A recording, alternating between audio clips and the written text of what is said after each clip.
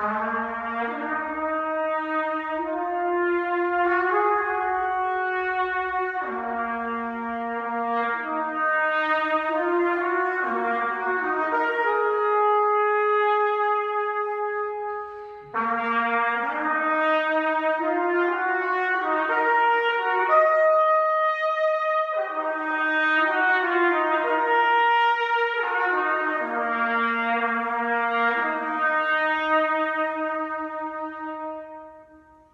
was over at Chez channel, and interesting title called Becky Reacts to Swirlers and Divestors. And thought I'd just stop in there for a few minutes, and I wound up listening to just about all of it, really. In fact, all of it. Something Mr. Z turned me on to because he was actually on there. He was on there at the end talking. And there's some things that she was saying that I agreed with, but I have been saying. And the first thing is that most black women talking about swirling or divesting are lying. They're lying.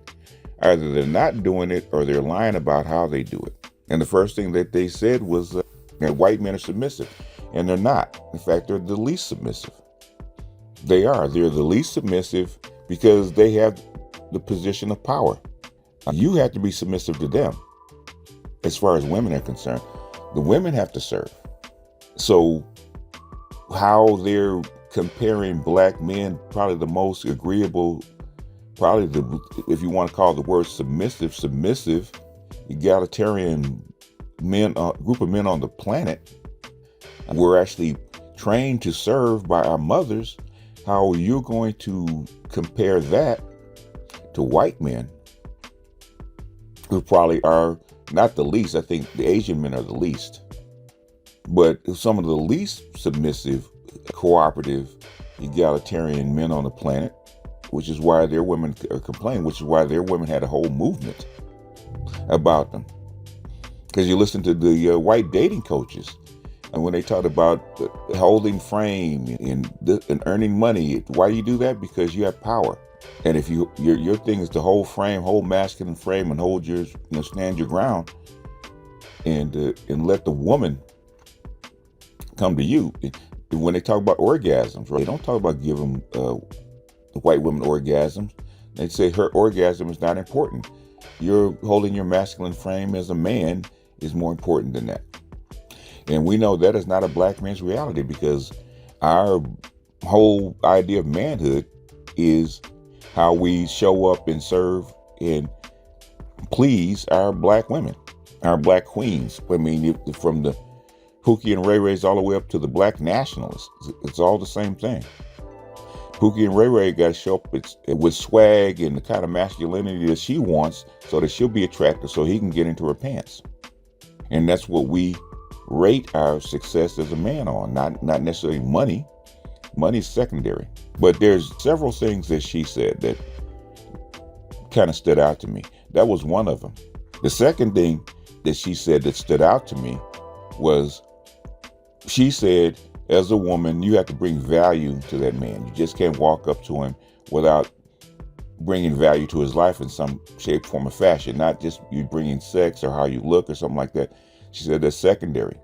You as a person, you got to bring value to that man. Otherwise, why would he want you? And that's how what we call white people are socialized. Right? White women are socialized. And I've heard that in many, many occasions. And every white woman that tried to get at me, that's the first thing she tried to do. She tried to figure out how she was going to shape herself to bring value to my life so that I would acquire her, what I would get her. Black women don't come that way. And you listen to them along. Hell, you listen to them with Kevin for 2 years. They weren't worried about, they got offended, in fact, when you asked what they brought to the man. They got offended. They was like, they were clueless. Like, what? Wait, me bringing value to a man? What are you talking about? But they had a long list of requirements for that man. 6 figures, 6 feet, 9 inches, 6-pack. They had all these requirements of a man. He had to be kind, giving, emotionally intelligent, all this kind of stuff. You don't hear a white woman say that. Most white women can give you a list of things that she brings to her man. Now, If you read the social media, it might be kind, loving, the usual trope. The thing is, what she was saying and what I've heard other white women say, as far as getting that partner, she always talks about what she brings. Can she help him in business? Can she raise her children? How she fits with him. Very distinct. It's not, am I looking for a man that's healed? Okay. I'm healed. I've done the work. I'm a better person. I've learned this. And she will detail what she's learned and how she can show up to her man a better, more healed person, and how she can bring him his peace of solitude and help him. White women will often move on their own initiative, move to a different city or a different state to be with that guy. Black women want you to move to them. There's the old saying, I've heard it multiple times by pimps. Right? And since I'm not a pimp in real life, I do believe it because I understand it and I agree with it, right? And they always say the difference between white women and black women as far as working for you, right? I always say white women allow you to pimp. In other words, they'll help you. They'll get on your program. So all you got to do is be yourself and they'll follow.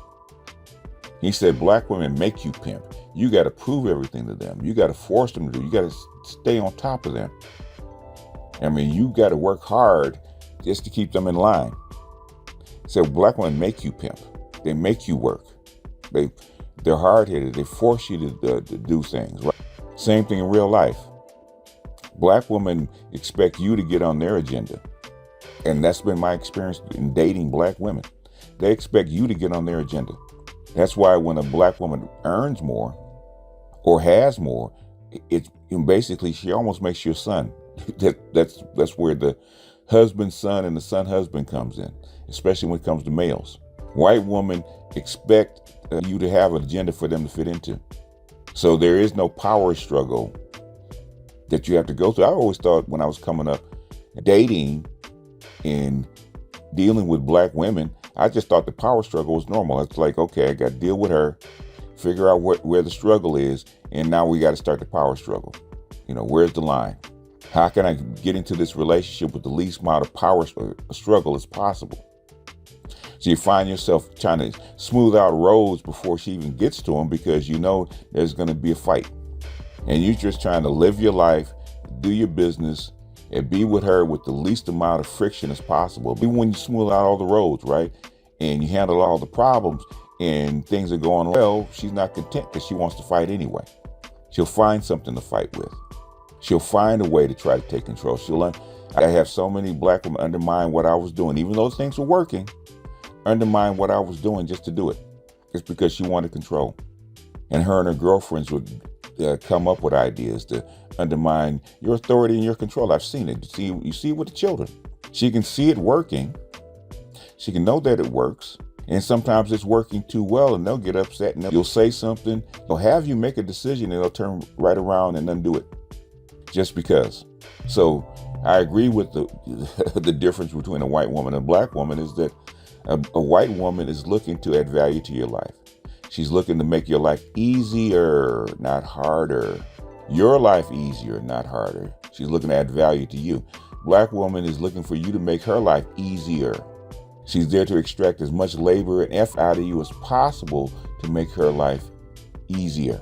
The old story, my money is my money and your money is my money, which I've heard when I was coming up as a kid. I heard countless guys say the exact same thing, which is why, probably why I'm not married, right? I don't believe in that. Our money is our money, yours and mine. And this competition between man and woman, especially if you're my woman, I don't believe in. You should be helping me, not hindering me. You should find ways to help me, which is what she was saying. Black women don't believe in that. Black women believe in you getting on their agenda and not vice versa. That's like the black community is backwards and upside down compared to everybody else. There was a third thing she was saying, but something that I've been trying to introduce as far as dating and mating in this sector, in the black community, which exists, but nobody wants to emphasize it, which is class and how class shows up. in the white community versus the black community. I always call the black community, because of our situation, class compressed. All the classes kind of mushed together where they intersect, which could be a good thing or a bad thing, because it's a good thing in a sense because the idea of being black, it goes through all 5 classes in the way I define them. In the white community, it doesn't exist that way. And she reiterated that class is extremely important. Lower class, middle class, and upper class, white people do not always intersect. In fact, it's rare. It's not, I won't say rare, it's not often that they intersect. You have to go places where the class of people that you want to run into meet up. And sometimes there's barriers to you getting in. If you don't look right, you're not wearing the kind of clothes or the kind of style or whatever it is that and fit in, they're not going to allow you in. Even in lower class white folks. So if you have a whole bunch of what we call trailer park kids or trailer park people or lower class white folks, and you show up dressed wrong, they're going to look at you funny. They're going to ask who invited you here. The classes don't necessarily mix the same way in a white community that they do in a black community. In black community, you can have, and I've seen it, you had NBA basketball players in the hood getting haircuts and knowing who they are, and they just mix just like everybody else. And I've seen them. Went to a barber where you had, in Inglewood, in the hood, and you see several basketball players that are NBA basketball players, not upper class, rich basketball players in there getting their haircuts, and everybody's chilling. And everybody's talking and interacting and talking the same old smack, just like he worked at the McDonald's, okay? Same thing with the women. We are not as class conscious as white people are. And sometimes that's good because you find a closer knit community, which surprisingly we are, okay? It doesn't always function that way, but surprisingly we are. But also kind of backfires too, because sometimes you're someplace where you're not supposed to be. And sometimes when you mate, when we date and mate, we try to date women that are 2 or 3 classes below us, and that shit doesn't work out because her habits and her mores and what she believes is important is completely different from yours, and you don't recognize it. And vice versa. Women in the lower classes, even though you banging that guy that's a multi-millionaire, you think that you're going to marry him. You think you're going to go live in his neighborhood and mix with his friends, and you're not. Or that guy doesn't realize he's a concubine to a corporate woman. Just because you're there between 12 and 5 blowing her back out doesn't mean that she's going to take you to the company picnic, or that she loves you, or that she wants you as a long-term partner. Well, I dated this chick that she was the CEO of PepsiCo or something like that, right? I dated her. No, sir, you did not date her. You had sex with her because she wanted to be serviced. That's what you did. And you were her concubine. And most times, unpaid concubine. You were her prostitute for free. But you had the illusion that because of she's higher class that you were dating her. So class is very important. In fact, she said something that, she actually mentioned something like halfway through the video. She mentioned something. She said that her and her husband were out at brunch, I do believe, and she said they were passing this event, this outdoor event where it was free and people are drinking, and they avoided the whole area. Why? Because it's free. It's working class to lower class people that are there at the event because it is free. And they didn't want to interact with those folks because they didn't want the elements that were going to be there to interact with them, okay? For lack of a better term. They didn't want to run into any mess. So they avoid people like that. In fact, Chez said that. So in other words, and her husband is black. Her husband is mixed. So he's with a black father. So he's black. She was saying, Keisha couldn't walk up to her in her yellow nails and her tattoos and yell, "Hey, white boy."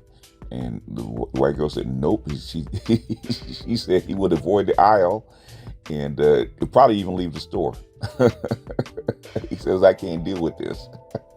So class consciousness is very important. It's something else that also black women that want to divest or swirl don't realize. And a lot of these Keishas that come on and say, well, I'm going to swirl or divest, don't realize that. And the last thing I want to mention, this goes back to the submission part, something that she actually said. Now, she comes from, I know when she said Poway, which is near San Diego, a very famous athletic town, because she said she was an athlete, very known for its sports teams down near San Diego. I know a beautiful area, know exactly where it is, like a small little suburb outside of San Diego. Well, there's a lot of them down there in what we call Orange County, San Diego area, little beach town. And she was saying that she dated tons of white men. Even though she was in a mixed environment, she was kind of sheltered. And she said she dated and she had been around and she was almost married a couple times. And she ran into the typical stuff with white guys, right? And talk about emotional intelligence. And she said when she met her husband, who was a black man, she said he was the most emotionally intelligent man that she had never met. How kind he was, how considerate he was, how cooperative he was, all that, right? Which is exactly what I've been saying about black men. So when swirlers and divestors talk about a white man that is emotionally intelligent and egalitarian and cooperative, they're lying. The white feminists, I read 4 white feminist books talking about the egalitarian family as far as women as breadwinners. And the first example they use always is what? Is a black family. Is because the black men are way more flexible, way more malleable, way more cooperative. Because as a black man in a black family, the first order of things is for the family to work. Even with what we call a patriarch in a family, a patriarchal man. If you go back to when those two people first met, and even in a patriarchal family, when that man and that woman first met as young, I've seen many guys that told me that their grandfather, when they met their grandmother did not know how to cook. The grandfather had to teach them how to cook and keep house. Had to teach them. Why? Because he has those skills. Why? Because his mother gave him those skills. Why? Because the first order of a black family is to work no matter who has to do whatever job. That they could cook, they could clean. Even today, with servicemen who like to keep things clean and tidy. Basically, they cook and they clean just as well as the women do. They do. Black men are raised egalitarian. In fact, black men are raised to serve. Even in a patriarchal stance, they're raised to serve. A black patriarch does not show up the same way as a white one does. Trust and believe, it don't work that way. So what we believe is a black patriarchy or a black patriarchal family. It doesn't show up the same way as a white patriarchal family. It still doesn't. White folks are really, for real patriarchs. For real. Because their women believe in patriarchy. Believe it. They still do. That's why they still talk about it, even though it doesn't exist anymore. They still have patriarchal leanings where the woman has to have value, has to show up with value, has to show up with connections, they have to show up with money. In fact, one thing she said that stuck with me, the men in her family were as hypergamous as the women were. They married up. Now, did they go get their degree and get their skills up, but they either found a woman that are in the same class or higher than they were. Black women believe that you should bend down and grab them. Black women believe in the lottery. They accept me as I am. That's how come black women are so large, and they believe in body acceptance. Accept me as I am. If I'm a hoe, accept me as I'm a hoe. If I got 20 bodies or 200 bodies, in my closet, as long as I go to church and Jesus blesses me, I become a born again virgin, you should accept me. Even though it doesn't work. You should accept me as I am in my imperfect state. And if you're not, that means you're not healed. Hell, even your psychiatrist or your black therapist, or about trying to change you and fit you into their mold rather than vice versa. Which is one of those things, even Chez said, which is why black men don't go to therapy, because they're going to run into a female therapist trying to emasculate him, which I agree, which I don't particularly like black female therapists or lawyers. I don't. Times I ran into them, they're gynocrats just like everybody. In fact, they're probably worse gynocrats than the uneducated women. Anyhow, those are my thoughts on Chez video about Becky comments on the Swirlers and divestors. You should have saw her face every time black women open their mouths talking about white guys and what they thought about them. And her eyes got big and like, who are they talking about? What white guys have they met? And most times the women talking about divesting or swirling don't even date these guys. They don't date white guys. And even if they do, they lied. I just caught one. I did a video on that. Crystal Swirls, who's one of those main investors and main swirlers, right? And she was caught. She had to tell the truth that white men didn't want her, and they had to really go overboard trying to convince a white guy to really want her. They literally had to throw themselves at the average Brad. Why? Because black women don't show up the same way white women show up. They don't have the same consciousness. And one thing that Crystal Carrison should have told black women, if you want to swirl, you need to go get some white girlfriends to game you up, teach you how to act, at least teach you how to pretend to act. And even then, it doesn't always work. Anyhow, that's all I got for this one. This is BGS out, and I'll see you guys on the next one. Peace.